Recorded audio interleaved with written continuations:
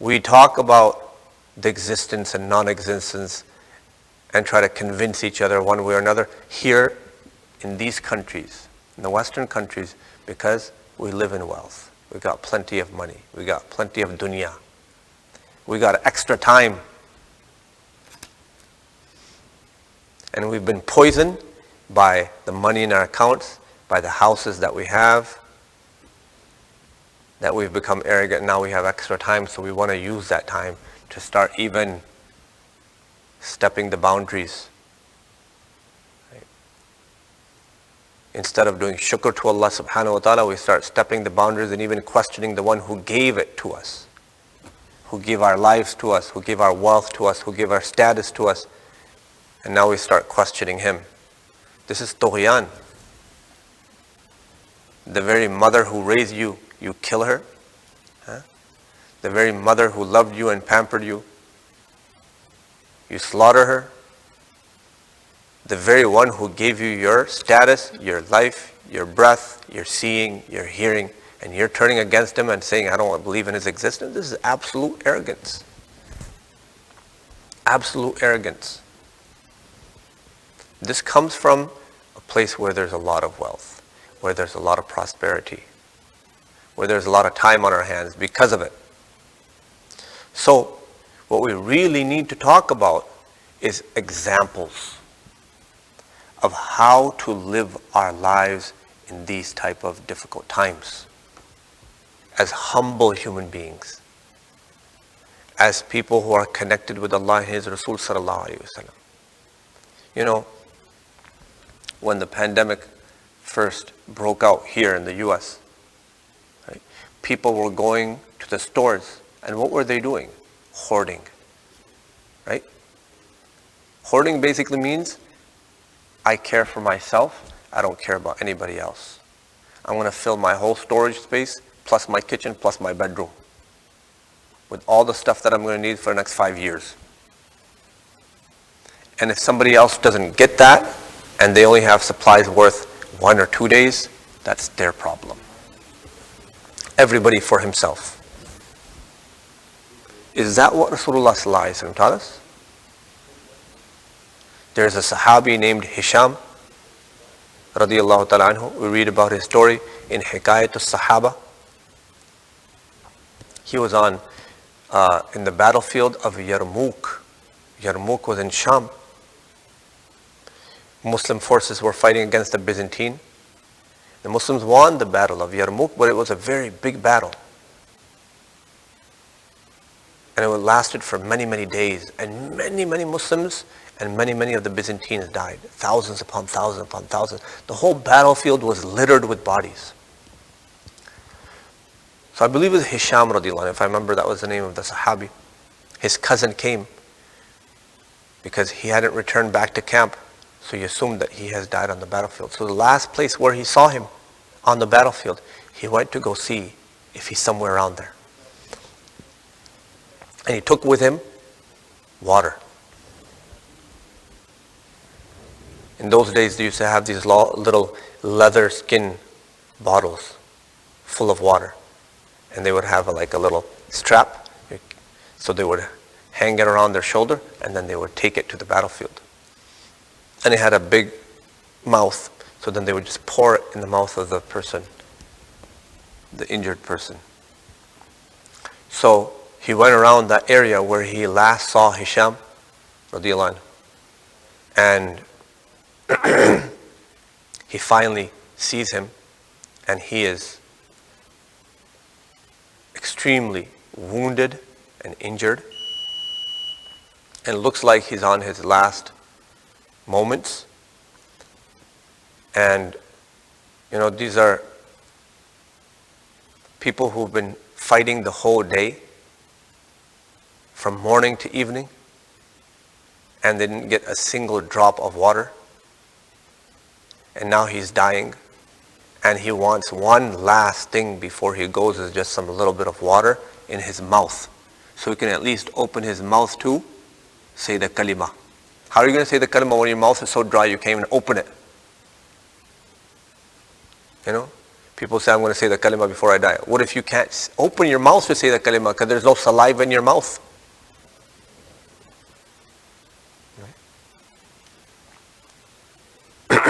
From the tawfiq of Allah subhanahu wa ta'ala. So now, he came to Hisham radiallahu anhu, and he was about to pour the leather skin water, but the water bottle, he was supposed to pour the water from it in his mouth, and they heard someone moaning or groaning from somewhere nearby, somebody that was dying. So Hisham radiallahu anhu, he looked and he heard, even though he was dying himself, and he gestured. He couldn't open his mouth because his mouth was too dry, but he gestured, go to him. For the Muslim, put water in his mouth. So this cousin goes to this person, and he gave the name of that person, another great tabi'i or sahabi. And he's also extremely injured, about to die, and he's about to pour water in his mouth, and they hear another sound, the sound of death. Right? Somebody else is dying, and they hear them. And he says to him, just gesturing with his head, go, give it to him first. You know, at that time, thinking only of everybody else and not of yourself. This tells you the level of greatness of the Sahaba Ridwanullahi Majma'in. How do we imbue these qualities of selflessness inside of us? That we don't care about ourselves, we put everybody else before us. Everybody else before us. It doesn't matter what the situation is. We're saying, oh, the situation is really bad, we don't know what's going to happen. Well, was the situation any better for them? We're not dying, they were dying. He was in a situation where he was dying. He is the most needy. He needs that water in his mouth. Maybe he'll survive. He doesn't care for himself. By the time he got to the third person, he had passed away. He came back to the second person, he had passed away. He came to his cousin Hisham radiallahu anh, and he had also passed away. Look at the difference between the two. We going to the store and just looking out for ourselves and just trying to get as much as we can. Yeah, decent amount lasts us for a little while, that's fine. But remember, whatever you're taking for yourself, you're not leaving for somebody else. Somebody else who may be needy. But we don't think along those lines because we never have been taught, we never have learned about the meaning of selflessness, of giving preference to other over ourselves. One of the signs of Iman is, يُحِبُّ لِأَخِي مَا يُحِبُّ لِنَفْسِهِ. You love for your brother what you love for yourself. And that brother doesn't mean that he has to be a Muslim, because everybody is in need. Everybody's in need right now. So you help anybody in need. So where are we going to learn these things from? We learn it by reading the stories of the Sahaba, learning the lives of the Sahaba. So that's the purpose of this, and that tells us that the stories of the Sahaba are even more important in this time than any other time. So, I'm not going to go any further. I wasn't really prepared for this, honestly. But what we're going to do, inshallah, is before